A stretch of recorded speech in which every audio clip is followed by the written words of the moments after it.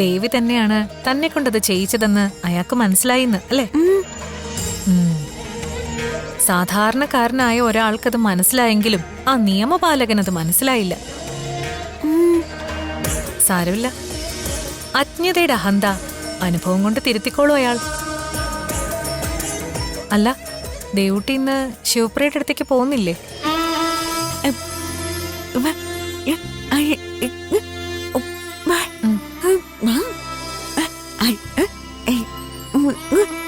സാരല്ല കുട്ടി, ഞാൻ പറഞ്ഞല്ലോ, അയാൾ പറയുന്നൊന്നും കുട്ടി കാര്യമായിട്ട് എടുക്കണ്ട. ഇനി അയാൾക്ക് എനിക്കെതിരെ നടപടിയോ ശിക്ഷയോ എടുക്കണമെന്ന് അത്രയ്ക്ക് വാശിയാണെങ്കിൽ ആയിക്കോട്ടെ, അതിലും എനിക്ക് സന്തോഷേ ഉള്ളൂ.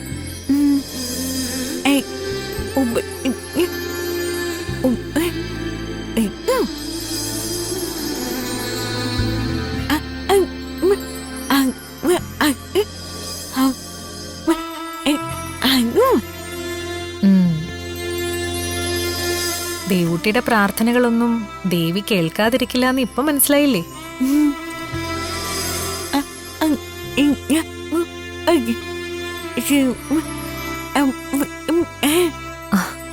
ആ മോള് എപ്പോഴും എന്നെ തിരക്കാറുണ്ടെന്നോ? ഞാൻ കൂടെ തന്നെയുണ്ടെന്ന് അവളോട് പറഞ്ഞോളൂ ദേവൂട്ടി.